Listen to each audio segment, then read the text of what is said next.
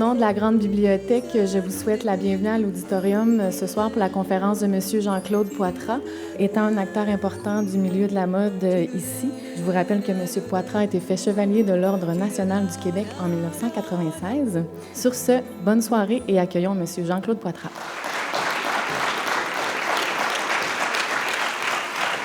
Eh bien, merci d'être venu au rendez-vous. Si je mets cette citation de Coco Chanel, « La mode se démode de le style jamais », c'est que ça aura marqué vraiment toute ma carrière. Je crois que j'aurais toujours été un homme de style plutôt qu'un homme de tendance. Je pense que j'ai toujours tenté d'être rassembleur et je crois qu'une de mes missions sur Terre est de tenter de démocratiser la notion de design. Alors ensemble, on va vraiment parcourir les grandeurs et les misères, les rendez-vous parfois ratés de la mode d'ici, les hauts et les bas donc d'une industrie victime de son ambivalence parfois. Et j'ai tenté par décennies d'identifier en deux mots ce qui caractérisait chacune des décennies. Et je dois vraiment dire que les années 50, c'était fait de tradition et d'élitisme. À ce moment-là, dans la mode, tout se passe à Paris. C'est vraiment Paris qui dicte la mode internationale. Et on verra évidemment les grands couturiers à ce moment-là naître. Et on pourra vraiment dire que c'est l'âge d'or de la haute couture. Souvenez-vous qu'à sa première collection, Christian Dior, en 1947, crée le Big Bang de la mode en créant sa toute première collection, qu'on appellera par la suite le New Look de Dior.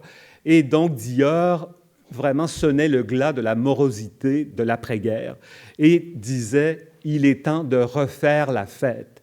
Dans les années 50, on ne voyait pratiquement que des vêtements en fait très, très élégants, soirs et tout, alors que c'est la naissance du prêt-à-porter dans les années 60.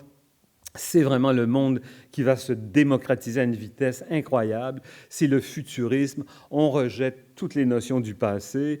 Alors, avec toute une nouvelle race et vague de designers, de Paco Rabanne à André Courrèges, à évidemment Yves Saint-Laurent qui va vraiment continuer sa carrière extraordinaire. Et on va vivre les années 60 en ayant vraiment les yeux rivés sur Londres. Londres devient vraiment la ville à imiter. Alors donc les mannequins, on va les voir plus tard, ce seront souvent des Anglaises notamment. Et puis, on a des couturiers extraordinaires qui vont vraiment être des ambassadeurs de la mode d'ici formidables, de Jacques de Montjoie qu'on voit ici, jusqu'à une Marielle Fleury fabuleuse. On va voir des gens merveilleux comme Lise Warden et John Warden, mari et femme à ce moment-là. Et on va tous les admirer énormément. Et on va voir Serge et Réal qui vont dessiner des uniformes pour l'Expo 67. Idem pour Michel Robichaud. Alors, et Léo Chevalier, ça va de soi. Alors, c'est vraiment un grand, grand cru que ces années 60-là. Les fabricants, dans les années 70, commencent à se dire on doit avoir notre look. Et qui peut nous donner un look particulier, spécifique? Eh bien, ce seront les designers. Et on va commencer à avoir vraiment les premières collaborations sérieuses entre designers et fabricants avec des gens comme Michel Robichaud, Léo Chevalier, Marielle Fleury, John Warden. La mode dans les années 70 était beaucoup une mode que je trouvais faite de frivolité, de jolis froufrous, avec des petits imprimés à fleurs qui ne me plaisaient pas beaucoup. Alors moi, je suis arrivé, et comme j'arrivais de la mode masculine avec la boutique Adam, je suis arrivé avec des manteaux de cachemire, gris, noir, camel, des grandes chemisiers rayées, des vestes d'hommes sur des femmes et tout.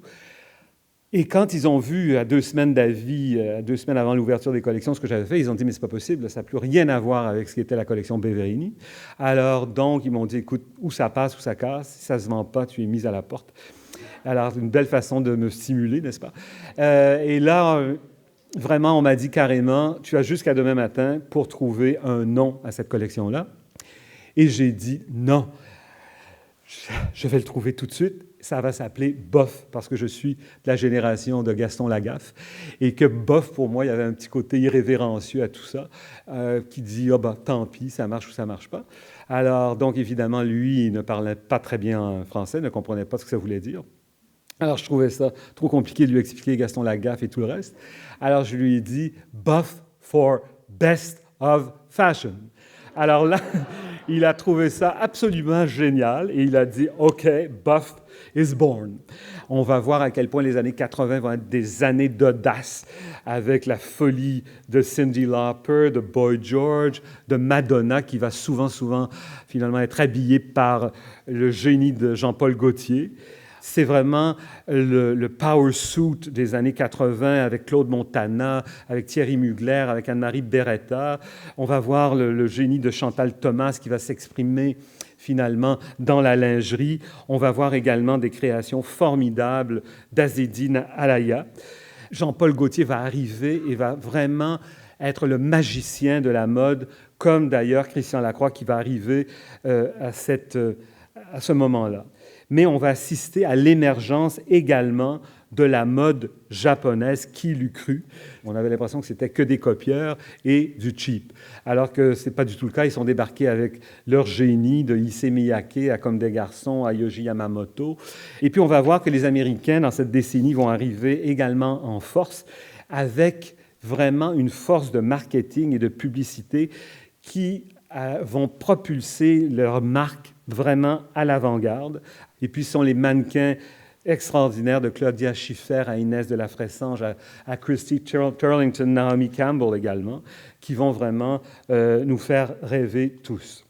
Et moi, ce sont les années où, finalement, eh bien, je n'ai pas de vie personnelle. Il n'y a que la mode. Je vais travailler matin, midi et soir à créer des collections pour femmes, oui, mais pour hommes aussi. Puis des manteaux de sheepskin pour un grand fabricant de Toronto. Des collections de fourrures pour Amzel et Amzel, ici à Montréal, des collections d'accessoires. Alors donc, je vais me retrouver à la fin de cette décennie-là, lessivé au bord d'un burn-out. Mais j'ai quand même signé en 89 une très belle entente avec les magasins Le Château, parce que je tenais absolument à démocratiser la notion de la mode. Mais à l'époque, ça avait été très, très, très mal perçu et très, très mal vu. On m'a même menacé de certains magasins de cesser d'acheter mes collections parce que j'étais associé au château, alors que moi, je voulais que les jeunes puissent aussi se procurer mes collections. Et là, tout à coup, en mode, en tout cas dans les années 90, on arrive à une certaine uniformité. Les looks commencent c'est le less is more. Tous les looks commencent à se ressembler. On va même confondre des tailleurs de Calvin Klein ou de Donna Karan avec des tailleurs d'Armani notamment. Les multinationales vont commencer à s'imposer, d'abord en Europe avec H&M, Zara, Mango, Banana Republic aux États-Unis, des marques de sport, Nike, Adidas, Puma, et évidemment, Prada va prendre une importance énorme dans ces années-là. Alors, de Marie Saint-Pierre à Christian Chenaille, à Philippe Dubuc, évidemment, à Nadia Toto, à tous les autres, le talent est là, mais on va commencer à assister à des faillites terribles, de Simpson à Eaton, aux ailes de la mode en début des années 2000, la fermeture de plusieurs manufacturiers. De plus en plus, on va commencer à voir au milieu des années 95 à quel point on va de plus en plus produire en Orient. Et moi, pendant ce temps, je vis les hauts et les bas de ma vie d'artiste. Voilà à quoi pouvaient un peu ressembler mes collections des années 90. Alors, j'ai relancé Boff en 93, mais j'ai tout revu mes gabarits pour ma collection Boff et j'ai pu vous prouver que j'étais en mesure d'habiller les femmes plus petites, plus rondelettes. Et quand une acheteuse entrait dans mon showroom et disait « Où sont les merveilleux cache-misères de Jean-Claude ?» Mais j'en avais toujours des cache-misères pour ces femmes-là. Et Boff est devenu vraiment, je pense, un grand succès, non seulement ici au Canada, mais également aux États-Unis. J'en suis très, très, très fier. Je trouve que je n'ai pas été quelqu'un facile à aimer parce que je n'ai jamais voulu être prisonnier de mon style et j'ai toujours voulu me réinventer à chaque décennie. J'ai eu un cheminement où je n'en faisais parfois qu'à ma tête, mais j'ai senti que vous étiez toujours là, complice de moi, et ça m'a permis finalement d'aller au bout de ma folie. En 2002, pour célébrer mes 30 ans en mode, Anne Richer m'avait convaincu d'écrire ma biographie. Et depuis, voilà, mes dernières collections, c'est pas si mal. Et puis, voilà un peu ce que je fais aujourd'hui. Plein de choses, ma passion pour les arts de la table, mes dernières collections de lampes, et tout le reste. Alors, on termine. Je crois que j'ose dire que l'important dans ce métier n'est pas d'arriver, mais de durer. Regardez-moi, 40 ans plus tard, je suis toujours là, mais dans quel état? Alors, pour terminer, je vous propose, pour 2012, que l'on modifie la devise du Québec. Merci avec mon meilleur souvenir.